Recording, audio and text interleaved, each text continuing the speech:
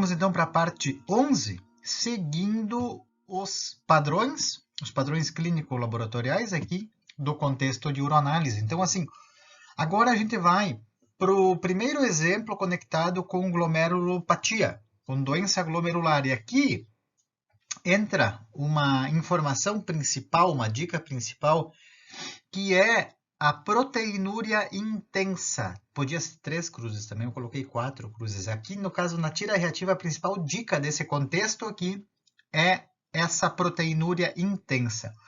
Se tiver proteinúria intensa, é uma proteinúria em nível nefrótico. E aí, a gente tem um elemento associado, que é a presença de gotículas de gordura. Tá?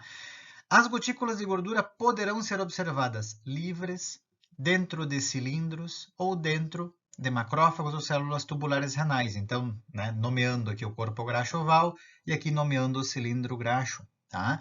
Então, esse contexto ele é usual de ser observado no paciente com síndrome nefrótica.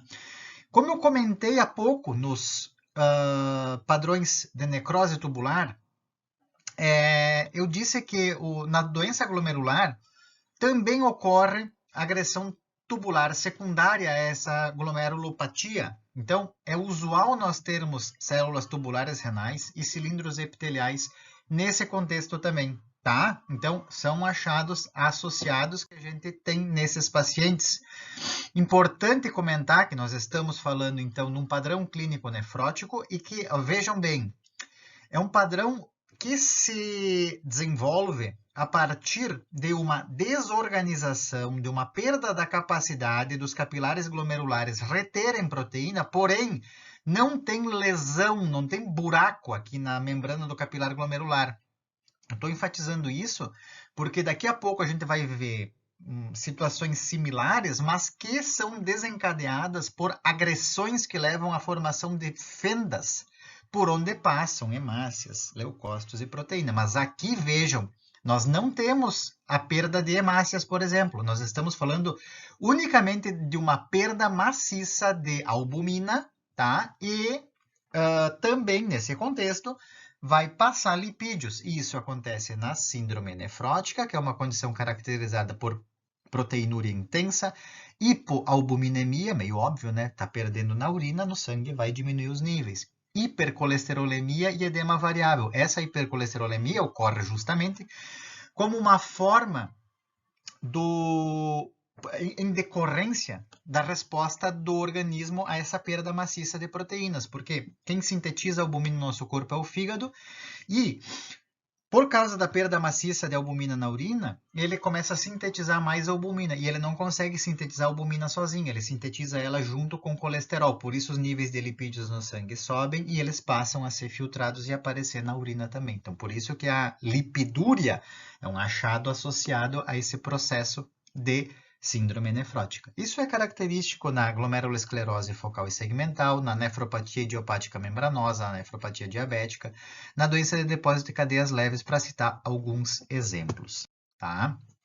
Próximo exemplo, vejam, estamos falando de doenças glomerulares, tá? Mas antes tinha uma proteinúria intensa, agora eu tenho uma proteinúria leve, uma cruz, 2 cruzes. E associado a ela eu tenho o quê? Hemoglobinúria. Tá?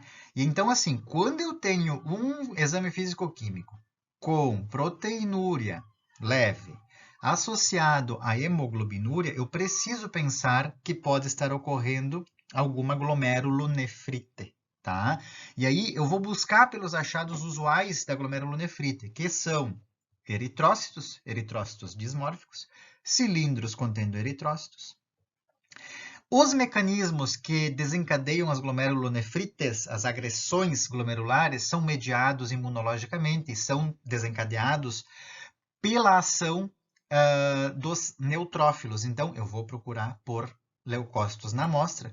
E eu já falei sobre isso. Nas doenças glomerulares, nós temos dano tubular associado. Então, eu vou procurar por células tubulares renais, por cilindros epiteliais, por cilindros granulosos, nesse contexto também. Tá? Então, isso são achados do sedimento nefrítico, tá? Que é observado na síndrome nefrítica aguda, que é caracterizado por uma elevação rápida da creatinina sérica, aparecimento de hematúria, proteinúria variável, oligúria e hipertensão.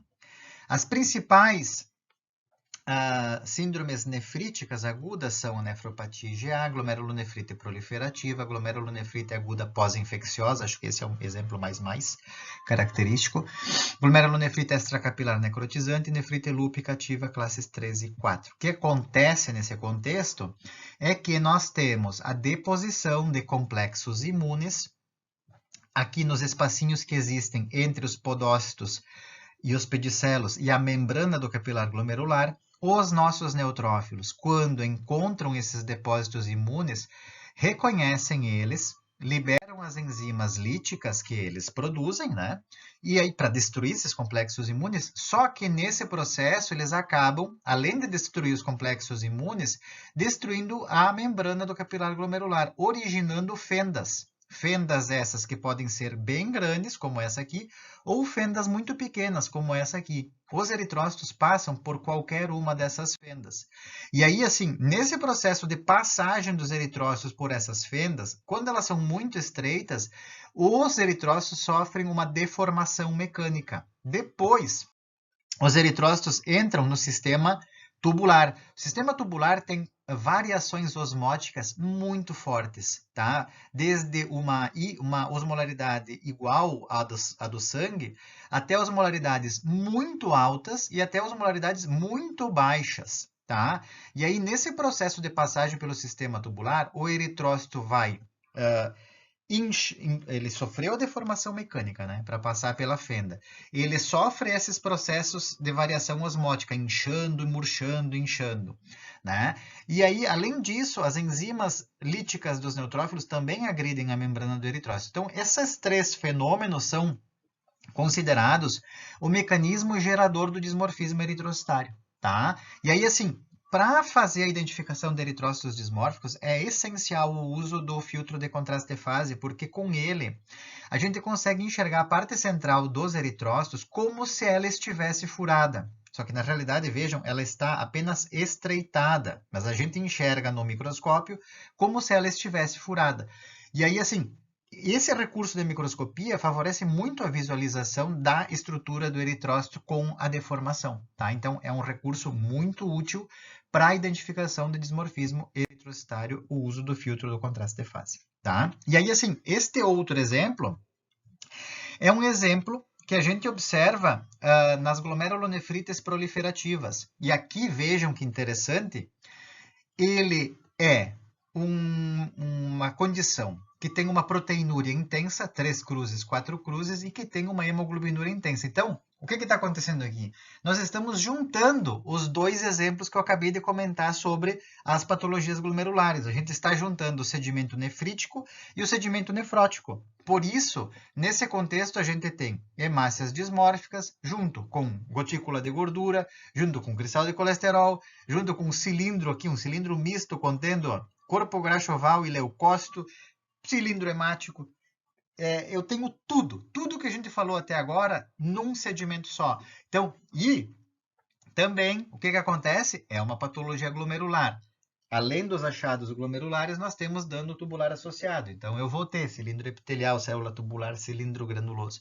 Então, é um pacote completo de achados em um único sedimento. Tá? Então, isso acontece nas glomerulonefrites proliferativas. É um sedimento chamado sedimento nefrítico e nefrótico, tá? E ele é característico da nefropatia IgA, da glomerulonefrite extracapilar necrotizante e da nefrite lúpica classe 4, tá? Então, praticamente em todas as glomerulonefrites proliferativas a gente encontra esse tipo de sedimento, tá? De padrão clínico. E o último padrão clínico que eu vou mostrar nesta parte é relativo ao padrão clínico da infecção do trato urinário. Aqui nós temos, esse é um padrão clínico mais bem conhecido, né? Nós temos o quê? Nós temos como achado principal na tira reativa a esterase leucocitária intensamente positiva, tá? Podemos ter nitrito positivo, podemos ter pH alcalino, porém, eu posso ter infecção do trato urinário com reação negativa para o nitrito, porque nem toda bactéria que causa infecção no trato urinário consegue converter nitrato em nitrito, e podemos ter pH ácido, porque nem toda bactéria é produtora de urease e alcaliniza a urina. Então, assim, o que nós temos de usual, né, no contexto da infecção no trato urinário é a reação positiva para a esterase leucocitária, porque é comum a gente ter uma resposta inflamatória secundária à infecção bacteriana. Então, por isso a gente tem leucócitos associados a bactérias nesse tipo de contexto clínico. E aí, assim, ó, é bem importante, no contexto da infecção no trato urinário, a gente fazer busca por esse elemento aqui, pelo cilindro leucocitário. Se nós encontrarmos o cilindro leucocitário associado a esse contexto de infecção do trato urinário por bactéria, nós temos, então, um contexto de pielonefrite. Se nós tivermos esse contexto de infecção do trato urinário causado por bactéria e não observarmos cilindros leucocitários, então nós temos um contexto de cistite. Então, os achados de infecção do trato urinário, se tivermos cilindro leucocitário na amostra, a gente consegue fazer essa diferenciação se é cistite ou pielonefrite. Tá? Então, é um elemento associado a esse contexto que é de grande relevância, uma vez que a pielonefrite é uma condição clínica mais grave do que a cistite, porque, então, localiza o processo bacteriano, infeccioso bacteriano, a nível renal. Tá? Então, fiquemos atentos a isso. Esses são os panoramas, alguns panoramas de informação que nós podemos ter com os achados da tira reativa e do sedimento urinário, e é muito importante a gente conhecê-los bem para conseguir identificá-los adequadamente. Tá bom? Vamos para a parte 12. Até mais!